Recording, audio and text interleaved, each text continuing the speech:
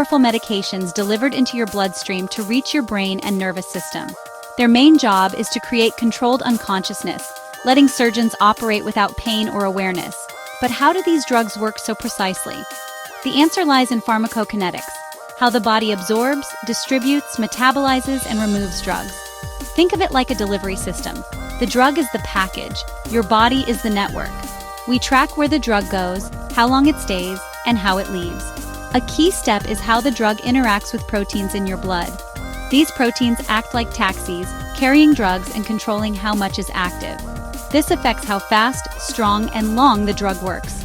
Understanding protein binding is essential for safe, effective anesthesia. It helps us choose the right drug and dose for every patient. Let's dive in. So what exactly is protein binding? Imagine the proteins in your blood, like albumin, are large cruise ships sailing through your bloodstream. When we introduce an anesthetic drug, which we can think of as a passenger, some of these drug molecules will buy a ticket and get on board one of these protein cruise ships. This is protein binding. The drug molecule attaches itself to the protein. This is a temporary connection, not a permanent one. The drug can get on and off the ship. This simple act of binding to a protein has huge implications for how the drug behaves in the body, which is something we monitor very closely. The important thing to understand is that when a drug molecule is bound to a protein, it's essentially inactive. It's just a passenger on the cruise ship. It cannot get off at a port to do its job, which in this case means interacting with your brain cells to produce the anesthetic effect. It's just floating along for the ride, sequestered within the bloodstream and unable to leave the blood vessels. Only the drug molecules that are not attached to a protein, the ones swimming freely in the blood, are able to leave the bloodstream, travel into the body's tissues, and produce a clinical effect. We call these the free drug molecules. This creates a constant balance in your body. There is an equilibrium between the bound drug and the free drug. Think of it like a waiting line. As the free drug molecules leave the blood to go to work in the brain, some of the bound drug molecules will detach from their protein transporters to take their place, becoming free and active themselves. This system acts as a kind of reservoir. The protein-bound drug provides a reserve supply that is released slowly over time, which can prolong the drug's effect. This is a natural mechanism the body uses to regulate substances.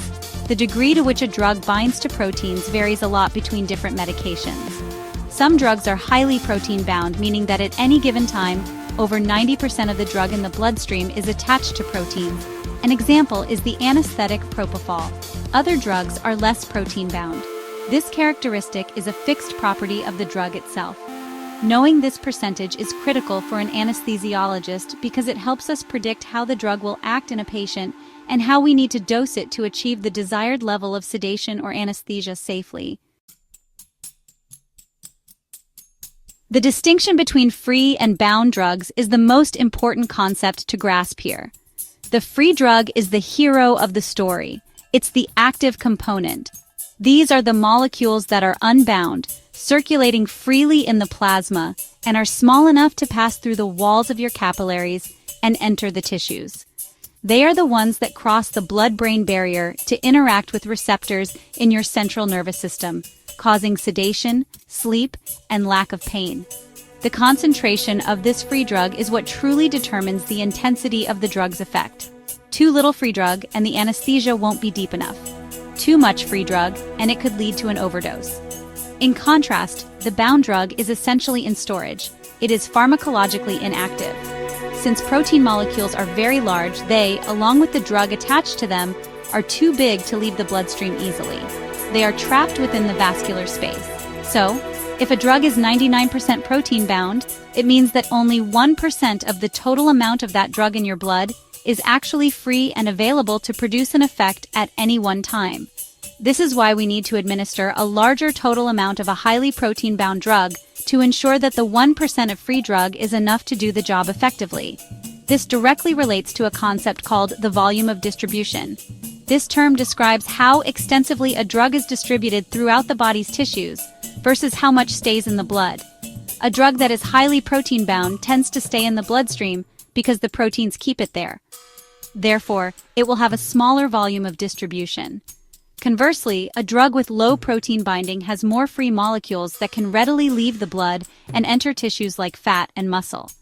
This drug will have a larger volume of distribution. This helps explain why some drugs act faster or last longer than others. Let's consider a practical scenario. What happens if a patient has a condition that causes low levels of protein in their blood, such as liver disease, kidney disease, or severe malnutrition? If we give this patient a standard dose of a highly protein-bound drug, there will be fewer protein ships available for the drug molecules to bind to. This means a much higher percentage of the drug will be in its free, active form. Suddenly, that 1% of free drug might become 5% or even 10%. This dramatically increases the drug's potency and can lead to a dangerously deep level of anesthesia or other side effects, like a severe drop in blood pressure. Understanding these principles of protein binding and volume of distribution is not just an academic exercise, it is absolutely essential for patient safety. Anesthesia is not a one-size-fits-all field. Every patient is unique with their own physiology, health conditions, and potential vulnerabilities. As anesthesiologists, our job is to customize the anesthetic plan to fit the individual. Knowing how a drug will behave based on its protein-binding characteristics is a huge part of that customization. It allows us to make informed decisions and anticipate potential problems before they arise, ensuring a smooth and safe procedure for the patient. For example, when we have two patients who need the same surgery, our choice of anesthetic drugs might be completely different based on their health status. For a healthy young patient, a standard dose of a highly protein-bound drug like propofol is perfectly safe. But for an elderly patient with poor nutrition and low albumin levels, we know that the same dose could be far too strong. In that case, we would choose to start with a much smaller dose and adjust it carefully, or perhaps select a different drug altogether, one that is less dependent on protein binding for its distribution and clearance. This knowledge also helps us manage drug interactions.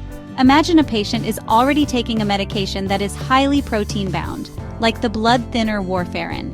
If we then administer another highly protein-bound anesthetic drug, the two drugs will compete for the limited number of binding sites on the proteins. This competition can kick some of the first drug off the proteins, increasing its free concentration and potentially leading to dangerous side effects. By understanding these interactions, we can adjust dosages or choose alternative medications to avoid such complications and maintain stability throughout the surgery. In conclusion, the simple act of a drug molecule attaching to a protein is a powerful determinant of its effect. It governs how much of the drug is active, where it goes in the body, and how long it lasts. For anesthesiologists, protein binding isn't just a detail, it's a core principle that guides our daily practice. By paying close attention to these factors, we can dose medications with greater precision, prevent dangerous overdoses, and ensure that each patient receives the safest and most effective anesthetic care possible. This commitment to the fine details of pharmacology is what stands between a routine procedure and a potential crisis.